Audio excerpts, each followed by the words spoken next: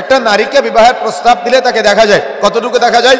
হাতের কবজি পর্যন্ত দেখা যায়। একটা নারীকে বিবাহের প্রস্তাব দিলে তাকে দেখা যায় কতটুকু দেখা যায়? পায়ের পাতা দেখা যায়। একটা নারীকে বিবাহের প্রস্তাব দিলে তাকে দেখা যায় কতটুকু দেখা যায়? মুখমণ্ডল দেখা যায়। তার মানে হাতের কবজি, পায়ের পাতা আর মুখমণ্ডল দেখা যায়। তাহলে যে নারীটাকে বিবাহের প্রস্তাব দেওয়া হবে না, যে নারীটা পর্দা করবে, তার কতটুকু দেখা যাবে? কথা বুঝেন না মনে হয়। কথা কি বুঝতে পেরেছেন?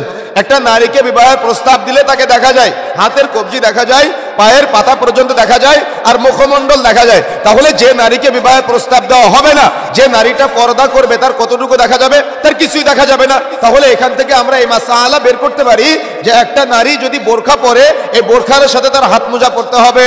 একটা নারী যদি বোরখা পরে, তাহলে বোরখার সাথে তার পা মোজা পরতে হবে।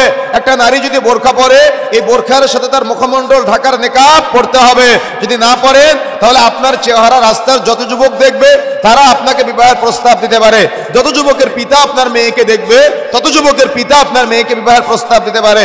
যত যুবকের বন্ধু আপনার মেয়েকে দেখবে, তত যুবকের বন্ধু আপনার মেয়েকে বিবাহের প্রস্তাব দিতে পারে। এই জন্য ইসলাম নারীকে বলেছে, নারী হলো কস্তুরী অপেক্ষা সৌরভময়।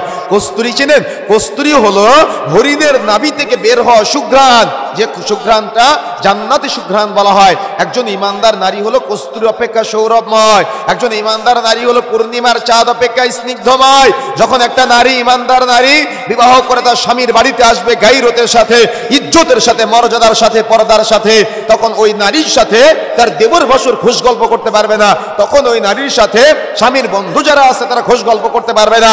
তখন ওই নারীর সাথে এলাকার যুবক ছেলেরা যারা আছে তারা ইজ্জত করবে, সম্মান দিবে, মর্যাদা দিবে, তারা খোঁজ গল্প করতে পারবে না। তারা ইজ্জত দিয়ে চলবে, তারা মর্যাদা দিয়ে চলবে, তারা ওই তার দিনদারি, তার যে গায়রত আছে, ওই গায়রত বজায় রেখে চলবে। অর্থাৎ নারীর একটা ব্যক্তিত্ব আছে, ওই ব্যক্তিত্ব যদি নারী বজায় রাখতে চায়, তাহলে নারীকে অবশ্যই পর্দার মধ্যে আবদ্ধ হতে হবে।